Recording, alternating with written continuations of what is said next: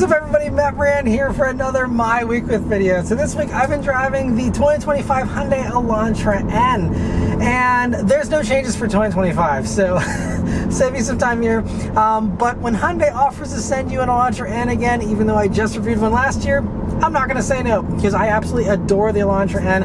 And even though nothing has changed, the notable thing is that the pricing has not changed as well, which I'll talk about why that's important here in a few minutes. But I still adore this vehicle. I won't repeat what I said in my review. You know, this was refreshed for 2024. Got a lot of nice improvements, you know, the outside in particular. On the inside here, you know, you didn't really have a whole lot, although you do have this nice new wireless charging pad, which works really well. But, you know, the things that I love about this vehicle are just the drama and the excitement that you don't get with most of the competitors. You know, even just like all the info you get in the gauges here with a, you know, big, huge boost gauge and the big torque meter, and the way the cluster animates whenever you go through the gears. And I also really love going through the gears here. And I know, you know, it's always going to play second fiddle to the Honda gearboxes. Those are still the best, and I'll be the first to admit that. But this is still really good transmission. And just because it's not Honda good doesn't mean that it's not good. Like, it is still a very good manual. I still much prefer it over the WRX manual. I prefer it over the GLI manual. I'd say this is actually probably my second favorite outside of the Honda and Acura ones.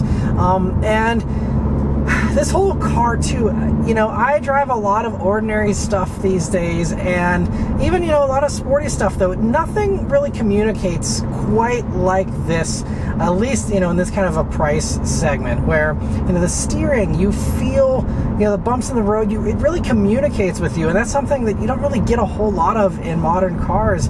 And the chassis as well is very communicative in a good way, and even, you know, with the adaptive dampers here, they did get revised for 2024, so they are a little softer, I think, here in the softest mode. And that's honestly the way I've been driving this vehicle all week. I know some people want to have their fillings rattled out with a super stiff ride to make it really feel extra sporty. If that's you, enjoy it, have fun. But I love having these custom modes so that I can have, you know, the things that I want in the sportiest setting and those settings. But then, you know, like, I love having the lighter steering and also the softer suspension. And I have that here while I still have the loud exhaust and all the other things here that I love about this car. And it's really nice. You can really custom tailor that, but it's really impressive. Like, Civic Si doesn't even have a ride quality this smooth, and this is a sportier suspension, but again, it has that adjustability that you lost here with the Si, and you have to go up to the Integra in order to get those adaptive dampers on that now. But this whole thing, though, it's just like, you know, very well defined for all the, you know, gears, and just so easy. I love, you know, the rev matched downshifts you have here with a nice big red button here.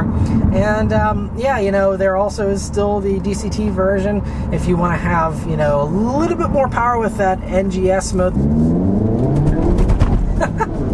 And you still do get a little bit of that hop from the front end there. That was something they improved for 2024. Not perfect. Supposedly there are easy aftermarket and cheap little tweaks you can do to get rid of that completely. But, you know, it's not ideal, but honestly, it still is drama, and it's still communication, and it still is just feeling something, you know, instead of everything being so sanitized and refined. I like that this is still a little unrefined, and I appreciate that. You know, we're on this rougher road here, generates some road noise, and you hear that because it's still just a regular Elantra, you know, as far as the platform and everything goes. But coming up some corners here, I always take, I just got to go around them because it's just too much fun in a car like this to not do this. It's so flat, and especially on Pilot Sport 4S tires, fantastic. But yeah, oh, I love, yeah, the steering. I don't know, I mean, I've never really highly praised steering in Elantra N's before, but it really is, it's something here over the years. It really is shining more and more with, again, less and less communication in so many other vehicles, especially, you know, in the non-sporty segment, but even the sporty segment, it's just, it's so good. Now, you know, there are still a couple little minor complaints I have with Elantra N. I feel like this is probably the last Hyundai with all the Elantras to still be using the old infotainment system, so we still don't have wireless smartphone integration. This car is so good, I'm not even going to care if I have to plug my phone in. Typically, that's a sticking point for me. It is really nice to have, you know, the wireless integration, but you can fix that in the aftermarket as well if you'd like. And you know, again, this car is just unmatched as far as its performance value. That, I'm more than willing to deal with not having that. And I also wish that we would still have an option for the moonroof with the manual. You get a moonroof with the dual clutch auto, but and that was a decision they made in the very beginning of Elantra N here. And I talked to one of the decision makers for that, and they said, if people really say they want that, that's something we can add. We just figured people that go for the dual clutch are also people that probably want, the extra nicety of a moonroof.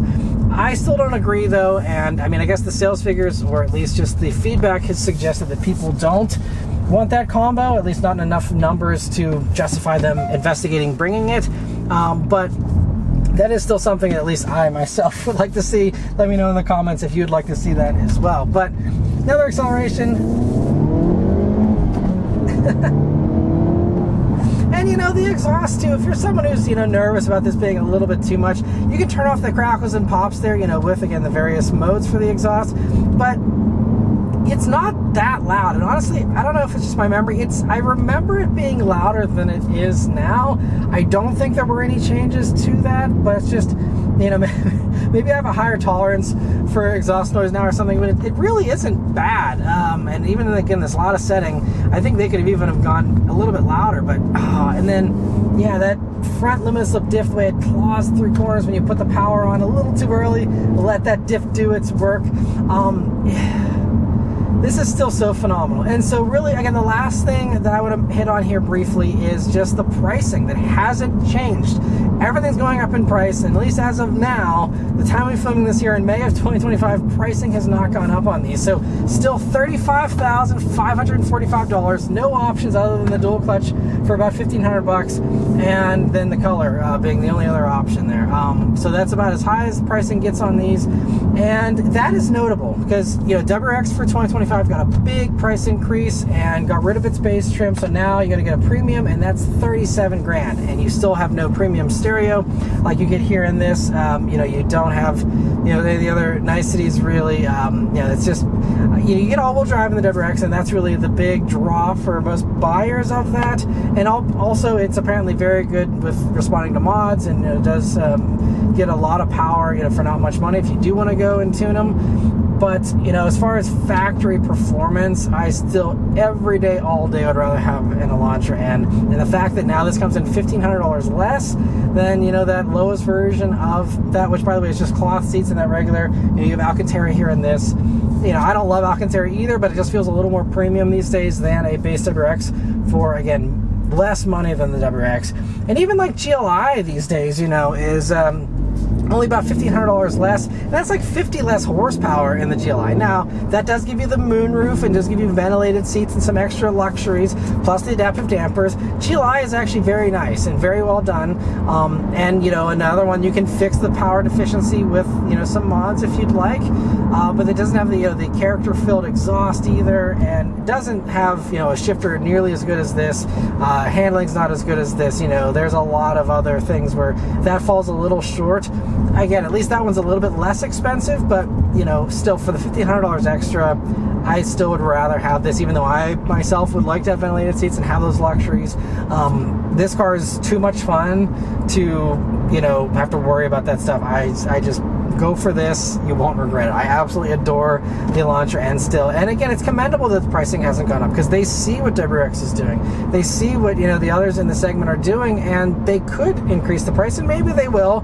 And that's within their prerogative. They can do that if they decide to. But I love that at least for 2025 right now, still 35 grand, hands down the best performance value in this segment, and still one of my favorite cars, honestly, under 50 grand. And even as far as just cars in general, the Elantra N really has a high spot in my mind as far as just having immense amounts of fun and the right amount of power too. It's not so much power that you have to be careful about where you floor it and making sure that you're having enough space and all this. It's enough power to have fun, but you can wring this out and feel like you're really driving it hard, and still be doing reasonable-ish speeds.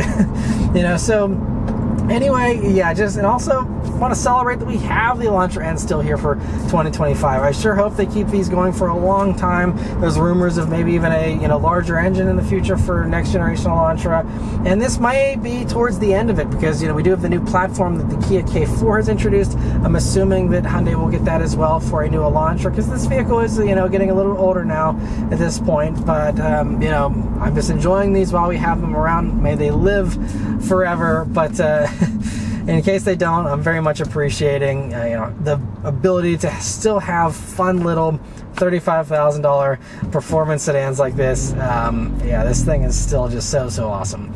So anyway, that's all of my thoughts here on the Elantra N. Let me know your thoughts on it in the comments below. Huge thanks to Hyundai for providing me here with this vehicle to review for you guys today. Yeah, thank you all very much for watching. And I'll see you guys on the next one. Take care.